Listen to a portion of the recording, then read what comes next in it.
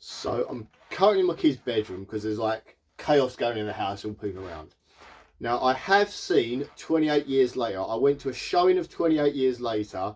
It was kind of like what they call a school run show. My local cinema, the Ashton Cinema, does it. Sort of school run show. So it's basically in the time between the two school runs. So it's from like 11 till 1:30 till 2. This one had to be 11:45 till 2. And I think that's a great idea. It's a great concept. So if you're a cinema owner, it's a great idea to do that school run thing, because a lot of people like myself have the kids all the time. The only time we can see a film is that school run time, and then you can put like films that we couldn't take the kids to see. So if you put like a horror film on at that point that we obviously can't take our kids to go and see, that'd be a great time, and you might make some money from that. I'm sure the Ashton might do. There's quite a few people in the screening. Anyway, this film, I shouldn't laugh, but the ending of it had me in fits. Now, this is going to be a spoiler-free review at the start, and as soon as I start getting into spoiler stuff, I'll try to remember to put a little spoilers thing at the bottom or something, so you know I'm doing spoilers at this point. So we're going to start off talking about the non-spoilery stuff. So did I enjoy this film? This film entertained the hell out of me. At the end for the wrong reasons, but still it's an entertaining film.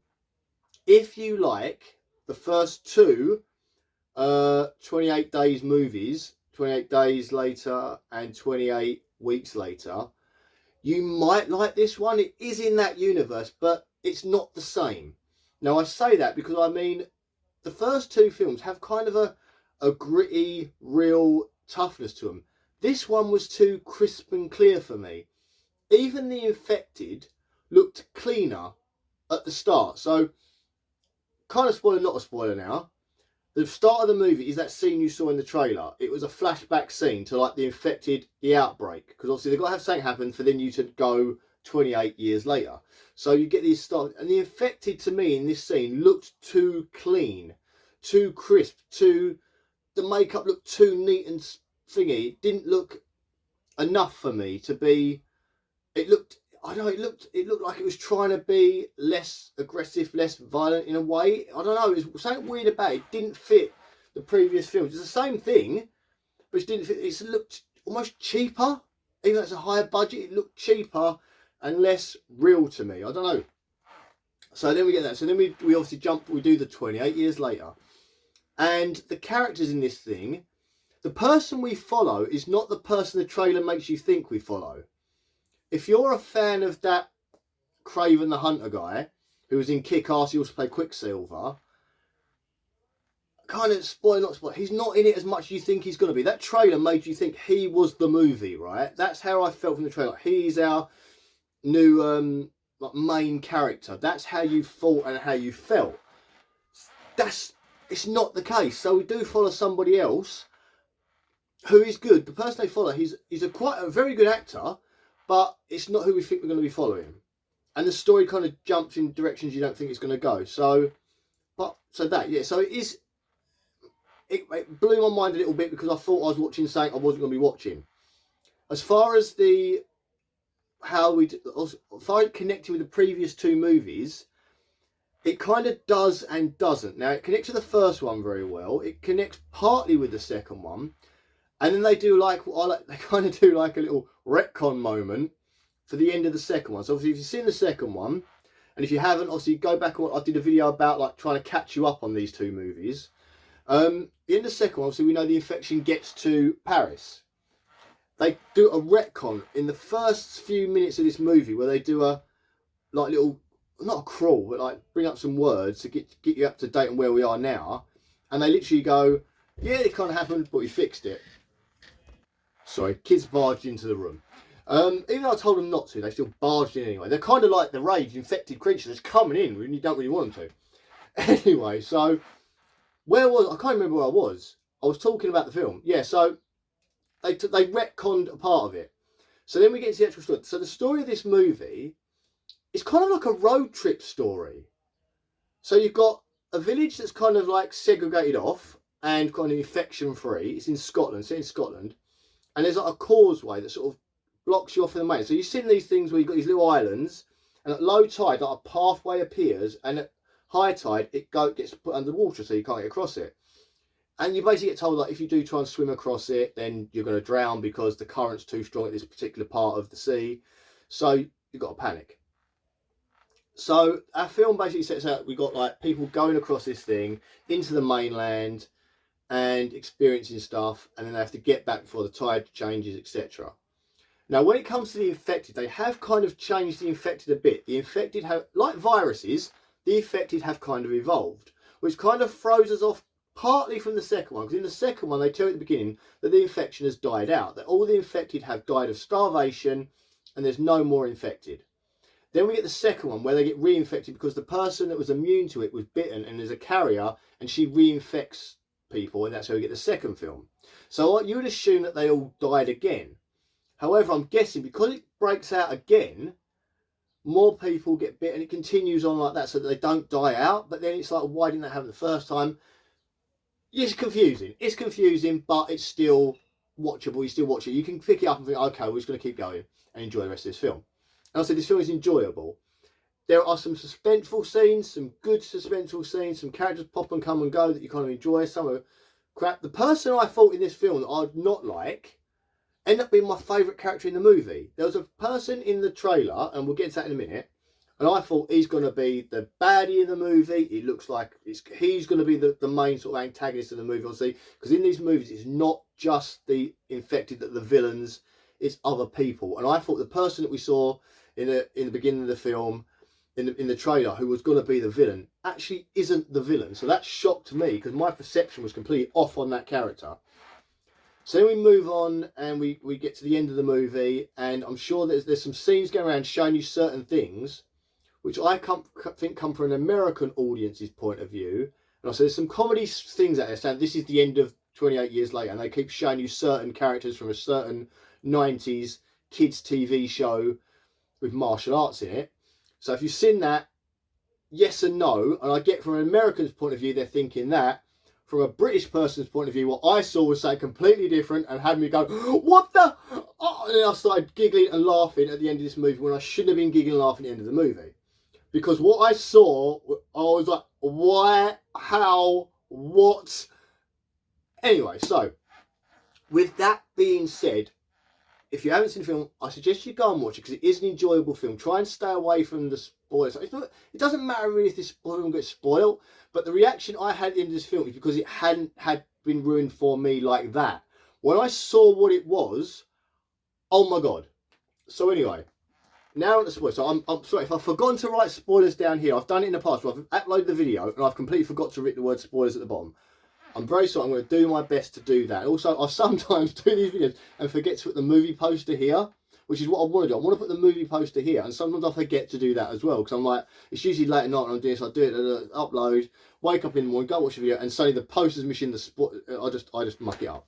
I'm not a technological person. I'm really not. Anyway, guys. So here we go. Going to spoilers. 3, 2, 1. We're in the spoilers, and that's going to really see if I can put the word in. So right, the start of this film, we get a very 28 days opening. So we've got, if the outbreaks happened, they're up in Scotland, obviously.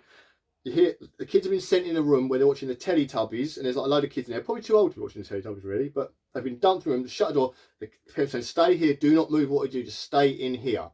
They shut the door, and all the kids are watching Teletubbies, but they're scared, you know, you can see they're terrified. Then you can hear a commotion outside and banging. Next thing you know, this one little boy, he's got up, he walks to the door, like he's at the door, so you hear banging on the door, something's happening, and suddenly the infected come rushing into the room. And you don't see them kill the children, but you know they've just massacred every kid in that room. Except for the one boy who's kind of behind the door, shielded from the door. He then runs out, sees his mum get attacked. And again, the infected don't look like the infected do in the previous film. They just look too clean, too less erratic and more focused. I know, they seem smart. I know, it just doesn't make sense to me. It seems like they've changed the idea of the infection. So obviously they're there getting wiped out. He then sees his mum get killed, and then you see her start like, she's saying, go, go. Well, doesn't get killed, she gets bit and attacked. And she's like, go, run, run, run. He then runs up the stairs and he sees his aunt who's been attacked, and she's starting to do the vomiting the blood. She's getting ragey. She turns around and she's all ragey. Goes after him. He runs. He then manages to run out the house, bolts to the church, and you find out his dad's the vicar. His dad, why is there always a priest that goes nuts in these films? He's gone nuts. And he's like, I'm waiting to accept it. We are being saved. This is what we've been waiting for. So he's obviously quoting the Bible about the dead rising from the grave. They're coming for him. And he's just going to let it happen. He says to the boys, like, come on, I think mum's dead. We have like that. And he's just like, no, let it be, that it's about saving you. He gives him his cross from around his neck, gives it to the boy, and the boy sort of runs, hides in the vents underneath the church in there, and the rage people, they come in, swarm the vicar. He then turns halfway through, goes, ah, and then sort of leads them out the church. Weird. So it's kind of like they're actually, like in the first 28 Days Later films, I felt like they were just reacting to things. That's why they all sort of went together. They're just reacting to what they were looking for. This feels like they were acting like a pack mentality, working together, which I didn't get that feeling from the original movies. Anyway, so then we get that. Then you get the whole, you see the boy, he's got the cross, and you get the whole 28 years later. And now we're back into this Scottish island. So there's a little island off the coast of Scotland where we got that, I said, we got that causeway. And we meet our first two. So we meet the guy who's, I had his name in my head and now it's just gone. The guy that was Quicksilver, the guy that was Kick-Ass, the guy that was Craven the Hunter. And he's basically Craven the Hunter kind of in this. He's a brilliant with a bow and arrow type guy. So obviously he uses Craven training to do this film. So now he's got a Scottish accent in this film as well. So he's there, got his son, he wakes his son up. His son's going to do this rite of passage where a young boy will go out with the dad and they'll go and try and hunt infected. And the reason they're doing this is because, as he says to his son, eventually you're going to be working out here. You need to learn how to deal with these infected, because you're going to be like doing locks. They get all their timber and stuff from the woods on the mainland. Everything else is they've got inside the island, but they've got like farming and all that on this little island. But on the mainland, they've also got the timber. So they have to go and get that, so they work out. So he says to him, you're going to have to work out here, you need to learn how to deal with the infected. And on this little trip to there, we also find out about he has to get back within a certain time, with the flood and all that sort of stuff. So he goes out to the mainland with his son on this little adventure. Everyone sort of, it's a big celebration. Everyone's sort of like, way, well done, you're going off for the first time. It's like a big sort of celebration, kind of like a bar mitzvah or something, that sort of thing. It's a big event to go out and do this with your dad. So he goes out with his dad to do this. You also find out earlier that his mum is very ill. She's not very well. She's almost got like dementia in a way, his mum. She's only young, but she's got like dementia as well. So they go off out, as I said, to do this thing. They're on the mainland, and this is where you find out there are different types of infected now. You've got slow-moving bloater type infected, which are just like big fat dudes on the floor that are all blobbly, like their fat isn't just normal fat. It's kind of like a waterbed sort of fat, like a water balloon fat. And they crawl on the floor. They eat worms, and they crawl really slowly. They can't stand up because they're so big. Well, they can stand up, but they generally just crawl on the floor, eat worms and that. And that's the first thing we come to.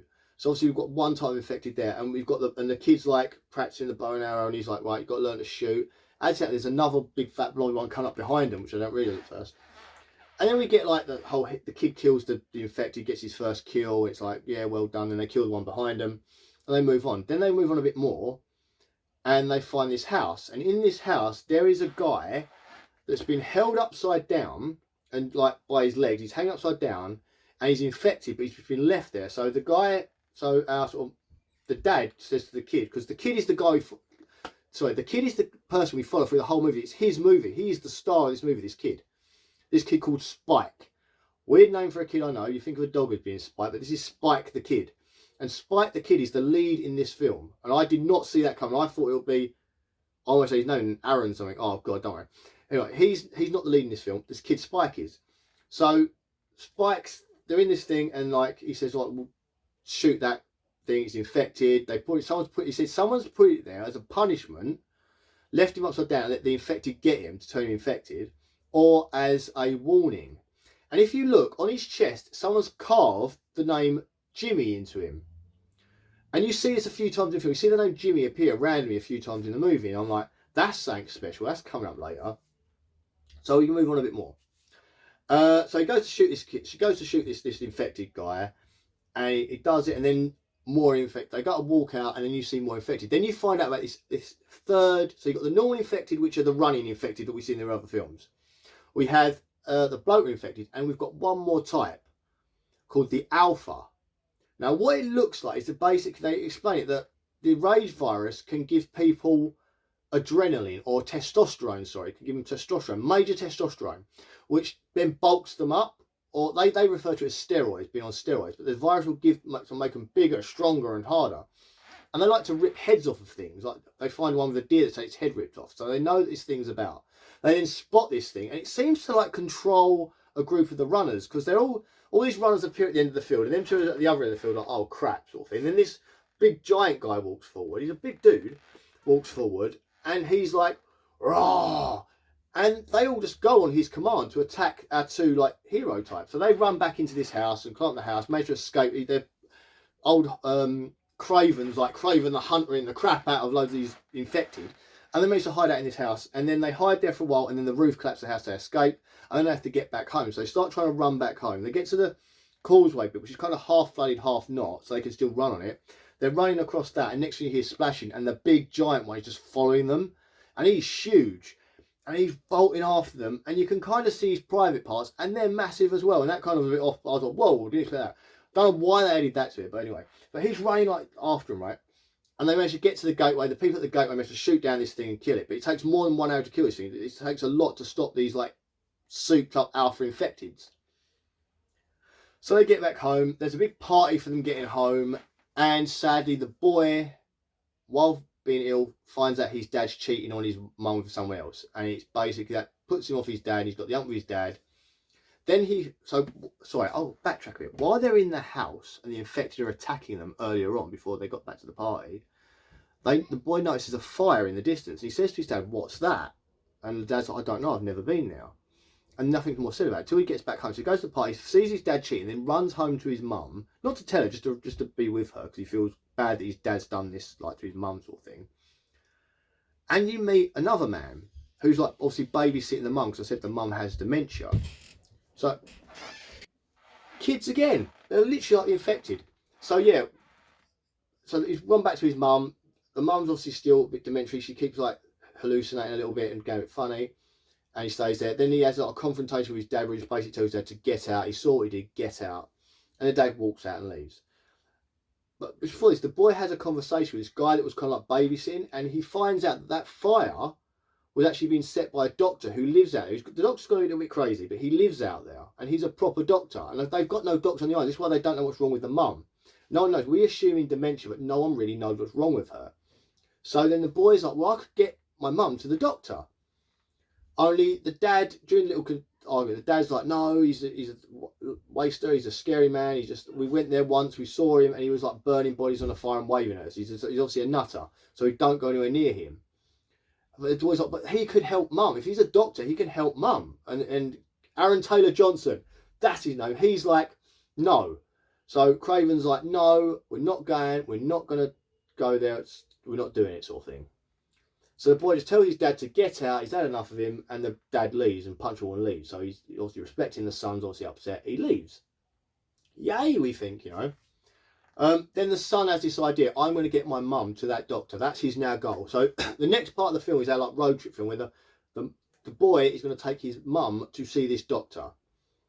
And they do. So the boy hatches a plan. He manages to get the guards off the sentry tower. Like sets a fire, so they'll run after that, and he escapes with the mum and goes across the bridge. And he's in the mainland with the mum. And the mum's kind of half in and out of it sometimes. So sometimes she's not really aware of it. Sometimes she is. Sometimes she isn't. And this particular time, she's sort of like a little bit of what's going on. And when she gets to the mainland, she suddenly like comes to a sense of, why the hell are we here? This is the mainland. What are we doing here? This is dangerous. And he says, look, we're going to go see a doctor. And then it's the mission to go see the doctor. And then we get to we sort of go to the mission to the doctor. On the way, we see like there's a troop of Swedish soldiers that have cracked. So basically, yeah. So it's hard to remember stuff, right? So as I said at the beginning of the film, they retcon the second film. And at the end of the second film, the virus gets to Paris, right? We see the rage infected people in Paris. At the start of this movie, there's a little thing comes up in the thing that says, we managed to fight it back from Europe back into UK, and they quarantine the UK. The quarantine is still in effect in the UK. And there are ships on the outside of the UK stopping anyone being able to get in there. If you go in there, you can't get back out. So this Swedish ship crashed. They got the boat to the mainland shore. The wind blew them onto the shore. So they're stuck there. So you see this little group of Swedish soldiers who then get annihilated by a load of rage-infected people, except for one that survives. So they're going on. And this is where it gets really freaking weird, this film, right? This is where this film, like, I started to go like, this is not like the first one, right? Because they're running away from some rage-infected people. Our two heroes, the mum and the son, Spike, are now running away from these rage-infected people. They get into like a gas station where I think about the gas station as well. I don't know if you noticed it, if you've watched it, I don't know if you noticed it.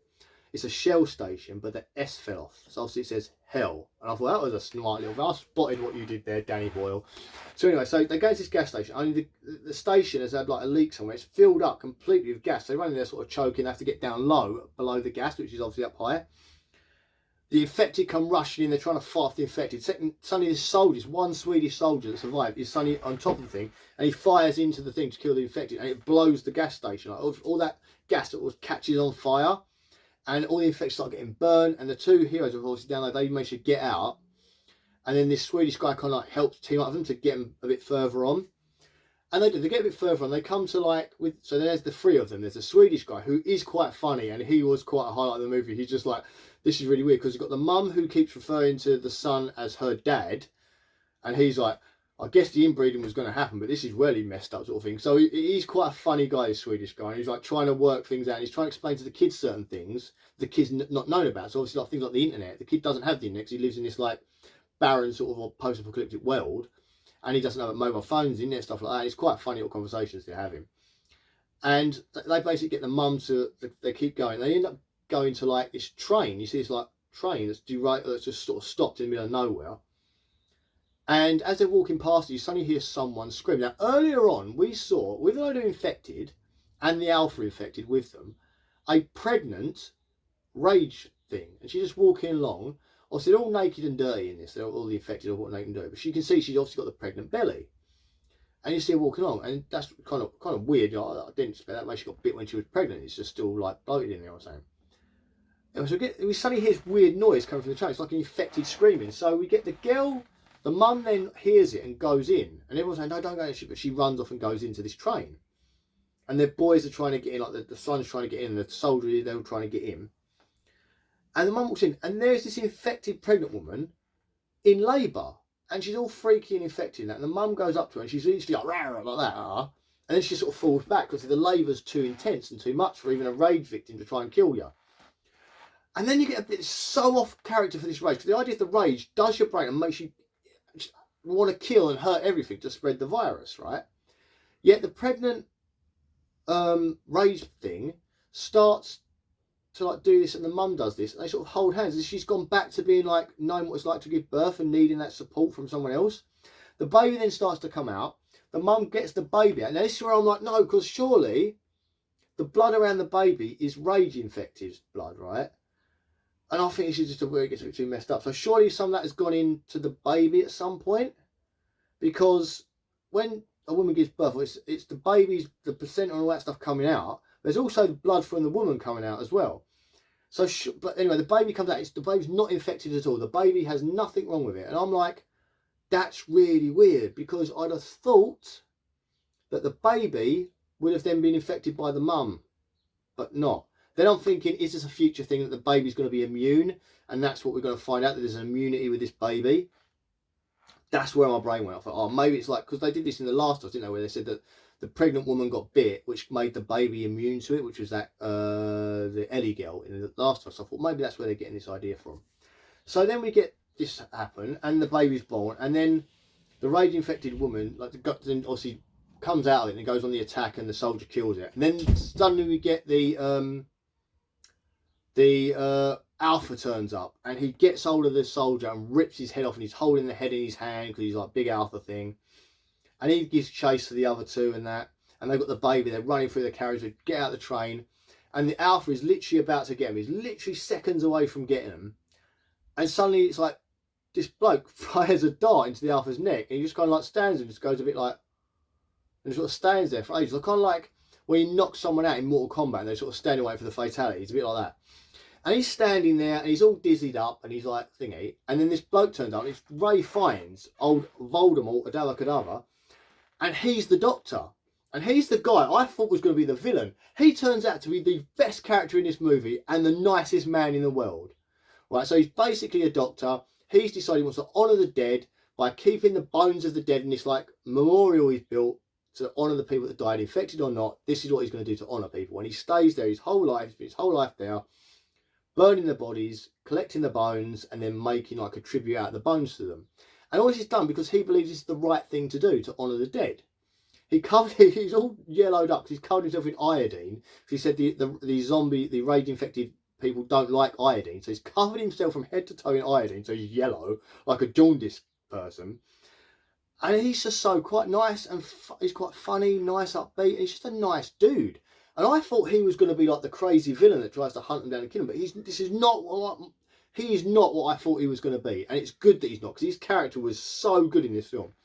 So then he takes them all back to the place, and he says, like, did you want me because he's explaining about the baby, and he says something like, the miracles of the placenta. So I guess they're trying to say the placenta protected the baby all along. So he now knows that. He said, is that what you want me? Then the kid says, no, it's my mum. There's something not right. So the doctor then examines her as a doctor. He said, I don't have any medical devices, but I know you have cancer. The cancer has got into your brain. It either started in your body and went to your brain, or it's the other way around, started in your brain and gone into your body, because you've got lumps and stuff. He does like all over body check on you. So you've got lumps on your breast, you're under your arms, your lymph nodes.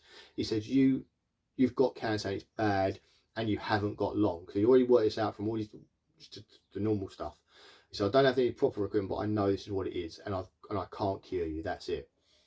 And there's a moment between the doctor and the mum where basically the mum cuddles her son and says, like, it's okay, and looks at the doctor and sort of gives him a nod. And you see the doctor sort of step back and gets his blowpipe, and he hits the kid with a blowpipe. And the boy then sinks down to the floor, lays there, and the mum goes off, and you see her do that and then hit the doctor blowpipes her as well. So what's basically happening here is the mum knows she's going to die, but the boy is not going to leave that mum. So she's going to put him at risk by the fact she's getting ill and she's going a bit loopy and all that. It's going to put this boy at risk. So she's decided, and that look with the doctor was like, just kill me, get it over with, because she already said it's going to be very, very painful and the whole thing is going to be horrible. So she basically looks at him and basically is like, just kill me. So the doctor then kills her. 1 second. More kids, more rage infected kids. So yeah, so she's gonna be more quiet. More quiet? Oh, she's gonna be more like kill herself, basically sacrifice herself, let the doctor kill her in a probably humane, nice way. And then you see the doctor come back in later. And what the doctor does is he collects the skulls. So you see him earlier on with the soldier's skull, the Swedish soldier's skull. He then puts them in a big oven, burns them up, gets the skulls out, cleans the skulls off and puts them as a tribute on these poles. And you see him come back in with the boy, and he gives the boy his mum's skull and said, now you place this somewhere special. And the boy climbs to the top of his house and puts it right at the top, facing the sunrise, so you can see the sun come up. So it's kind of nice. It's horrible, yet nice. It's a nice way of doing it. So I was quite like, I liked that. So we've got that happening, right? And everyone's like, moving on. So now it's time for the boy to go home. And you see the boy sort of like, he says goodbye to the doctor, and the doctor's going to stay where he is. So we know these characters come back. So this is going to be a trilogy of movies. So we know these characters are coming back. They're sort of setting this up. And the boy goes back to his home, but he doesn't stay there. He just hands the baby over, leaves a note for his dad to tell his dad, like, this is what's happened to mum. This is what we did. Don't come after me. I'm staying out. So the boy wants to stay in the wilderness. He doesn't want to go home to that life. He just wants to stay there. He's become bloody good with a bow and arrow. He feels like he doesn't want to go back there to his dad, back there to that life. He just wants to stay out here. I don't know if he plans to go back to the doctor or not, but the boy treks all the way back to their village, gives them the baby. They find the baby in a basket. So I think this is going to set up another one of the films to do with this baby's going to be immune to the infected. That's what I think is going to happen. So we're going to get the story there. We're going to get a different story. We might get a doctor story. We might get something else. This is what I believe is going to happen. So then the boy goes into the wilderness, and now we get the part that entertained me the most in the entire movie, the end of the movie, the bit that everyone's like putting these funny things about. So this is the end of the film. So you see the boy sitting by himself, cooking himself some fish. Right, he's just by a thing, and then some infected show up, and he gets one, bang, kills it dead. Another one. So now he's Hawkeye. He's Kraven the Hunter. He's just like his dad. Boom, boom, fire. Boom, boom, fire. Gets the arrows. He's the man. So he kills one, and then more show up. Then he starts running because there's too many for him to deal with. He runs, and it's in the, what's it called? The Cheddar Gorge. That's where this ending part is. He then runs. It's a famous place in the UK. He runs, and he gets to a bit where he's trapped, and he starts taking a few of them out. And he's about to to almost give up on it. He knows he's going to die. And suddenly you hear a voice from above. And you look up at this bird. This is where I nearly died. I promise you, this is where I laughed and it hurt, right? I look up, and there's this guy up there, and he's wearing like this brightly coloured tracksuit, and he's got his chains on. And then you see the cross from the, remember I said at the start of the film, the priest's son, he was given the cross. So this must be the priest's son, right? He's got a cross. It's upside down, but he's got a cross. I thought, oh, devil. And he's got all this more bling. He's got bling rings on, and he's got this blonde hair that comes to about here. And he's wearing his bright coat. He's wearing his sort of black tracksuit, and I was like, looks a bit like Jimmy Savile, right? If you know Jimmy Savile, if you're British, you know Jimmy Savile and what he's done and all that, right? But that's bloody Jimmy Savile. It looked a bit like him, like a young version of him. And suddenly he's like, do you need help? Do you need help? Can we help you?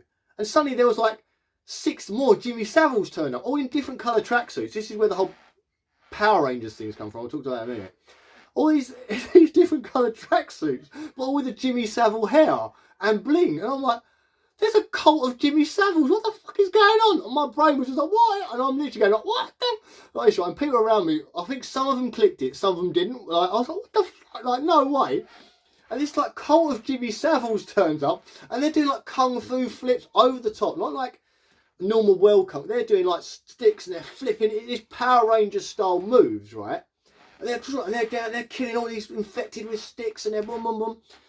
And then the guy comes down, he's like, and he sees other Jimmy Saviles there. There's loads, and they all start doing these like weird moves to each other, like little celebration things after they wipe out the infected. And he's like, want to join us? And I was just like, what the? And then the film ends, and I was like, so what I've seen on the internet is they're like it's a Power Rangers. So these guys turn up with all these different colour tracksuits, like the Power Rangers have their jumpsuits, all different colours. And people are going, like the end of the film is that they see a picture of the kid, then you see them, it's morphin' time, and all these like Power Rangers turn up, do the flips and stuff. I get that. That's for an American audience would see that. A British audience like me would see Jimmy Savile, right? Worst part is when the guy introduces himself to the kid, he goes, I'm Jimmy. So not only does he look like Jimmy Savile in every way, shape and form, he's also called Jimmy, right? And he must be the Jimmy we saw about earlier with the writing on the chest, the Jimmy cutting into the chest, and we saw some graffiti that said Jimmy on it as well. He's the Jimmy, but he's emulating Jimmy Savile. Now, all I can think, right, because I've had a couple of hours after leaving the cinema to think about this, to really think about this, right, is that when the original Outbreak happened, which was back in like 2000, I want to say 3, when the original movie happened, right, the whole Jimmy Savile thing hadn't come out. The scandal of Jimmy Savile. So basically, if you don't know, Jimmy Savile was a massively popular celebrity in the sort of late 70s, 80s thing. And he was considered a hero and a philanthropist, a very charity person. He did so much good, right? So much good for like charities and stuff like that. It turns out, we found out well after he died, like a few years back, that he wasn't good at all. He was a nasty, horrible, sick, perverted git. He was not a very nice man. He was into horrible things with younger people. He did some stuff to women in women's prisons. He was just not a very nice man. That's all I'm going to say. If you want to learn more about Jimmy Savile, go online and read about it. He was horrific. But when the first one, you wouldn't know this. So he'd still be considered the hero to many people. So I'm wondering if in the next film you're going to find out that this group of kids, this little gang, have found old like books or something made Jim will fix, because he had a show called Jim Savile, a show called Jim will fix it, where he granted kids wishes and helped people out and did nice things for people. A rouge to what he really was, but that was part of the facade of him, and he was a very charismatic, eccentric guy. So I'm wondering if they've not seen either a tape of him or a book of him, and they think he is that nice guy that he was. So they've never, in this universe, found out the bad stuff about him. We've never seen that because the rage took over, it destroyed the country, and no one ever came out after he died about what he was really like. So I'm guessing that's what they're doing. It's a brave decision, and I don't know why you're choosing it. And I know that the American audience possibly wouldn't know much about Jimmy Savile because it's a very British thing, a very British sort of character and a very British thing that happened. But it literally, I was like, what the fuck? And I was laughing, not because like, the balls of Danny Boyle to do that. And obviously the fact the Americans haven't clocked it, but the balls of Danny Boyle to put these characters to emulate Jimmy Savile. I mean, I was waiting for the guys to go, now then. But like, you know, and I'm wearing up a fix-it mill, but the fact that he's all blinged up with the rings and he's got the hair and they've all got the hair. They're like a uniform. It's kind of like Clockwork Orange where they all wear the same thing, that gang. This is like this, but instead of having the white coats and the hats, they're just as Jimmy Savile. And they're like, now then, I swear there was a comedy thing like that, you know, like Monty Python or The Far Show was saying about this. I swear. I have a vague memory, somewhere locked in my mind, of like a group of Jimmy Saviles. I don't know why I've got it. Everyone going like, no, oh, doing the funny little laugh and that. I've got that in my head, so I don't know. But Danny Boyle, he's British, he knows, and so is the writer, I think. They know, and they put. So I don't know what they're going to explain about this second. I can't wait for. I need to see this second one now. I want to know where that goes, because I think the second one we're going to get like 3 stories happening. We're going to get the story of Aaron Taylor Johnson, Craven, trying to find his son. That's one story, because he now knows his son's out there. So I think he's going to go out looking for his son. That's going to be one story, his quest to find his son. The second story is going to be this baby's going to turn out to be the saviour of the world because it's got some immunity to it. The third story is this boy with this gang of Jimmy Savile gang going around. And then we've got another story of the doctor, what's going to happen to the doctor. So I more than anything need to see this second film now, not because like this first 28 years later was so good, but because it was so shocking and so mental. I need to see it. A little while ago I did a review on the movie Werewolves, which is like a werewolf movie, and when I finished that movie it was so bad and awful. I loved every second of it and I enjoyed it because it's bad stuff, and I really wanted to see a sequel to that. This, I want to see a sequel more, because I don't know where they're going to go now. As I said, it's not... I know it's in the same universe, the first 28 days, 28 movies, right? Weeks and years, right? I know it's in that universe. But it's not the same. It doesn't feel the same. If you watch them one after the other, like it in a binge watch, it does feel different from those ones, even though it's part of them. I don't know where they're going to go. I don't. This film blew my mind. I come out of that cinema going like, this was brilliant. It might not have supposed to have been. I mean, the fact I was still giggling, walking down the steps out of the cinema, I had to go pick up my kid from school. I'm still walking out of there, and I'm literally just like, this film was possibly the greatest thing I've seen in a long time. Not for good reasons, but just because I was entertained. So if I post a film to entertain you, Danny Boyle entertained the crap out of me, and he's got me all hyped up and funny. And I literally, as I picked the kids up from school, a friend of mine sent me the Power Rangers thing, and I messaged him back like, "That's not even the worst part of it in the movie. You have to see this movie." And he was like, "Don't tell me, because I'm going like in the next couple of days." I was like, "I'm doing a review. It's going to have spoilers about it in it. Like, don't watch that until after you watch the movie." But I said to him, "Seriously, mate, you've got to see it to believe what the end of this movie is." Oh, I'm just like megally blown away. Anyway, guys, thank you for listening to me ramble on. Sorry if I got overexcited at the end of that. I'm sorry about my rage-infected children trying to burst in the room and kill me. But I am just like, this film is just next level awesomeness. Thank you for watching. Enjoy the rest of your day or night or whatever it is you're watching this on. And hope you enjoy. If you haven't already seen it, I hope you go and enjoy 28 years later, and I haven't ruined it too much for you with my spoilers. But if you are like me, let me know what you thought of the Jimmy Savile gang. That's what I want to know, what everyone thinks of that, because it is just... And also let me know what else you think of the film. We thought Aaron Taylor Johnson, that kind of shocked me, the fact he wasn't the lead character, because they definitely made you feel like that in the trailer. They're sneaky little shit. So all those Aaron Taylor Johnson fans, I pray to God, I hope that's his name, his real name, I hope it is. All the fans of him, Craven, are going to be disappointed if they wanted to watch him movie. They're going to be very disappointed, because he's not in this film. Like, even though they made it look like he's going to be, he's not in it. Like, it's all about Spike, with the same name as the kid from the Transformers cartoon in the 80s. I wonder if that's to do with it as well.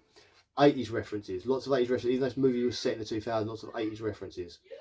So yes, guys, thank you for watching. Like, share and subscribe and all that stuff. Remember, it's totally free to subscribe. You don't have to pay anything to subscribe. I know Facebook now has a subscribe thing you have to pay. You don't on YouTube. Subscribe is free. It just means you see more of the videos that I make. And there's a notification. We'll hit that and you can see more. Again, it will notify you about me coming. And please, if you know anyone that likes these films or watch this film and has talked to you about it and want to know my point of view, please send and share this video to them, please. Thank you very much and enjoy the rest of your day. Bye.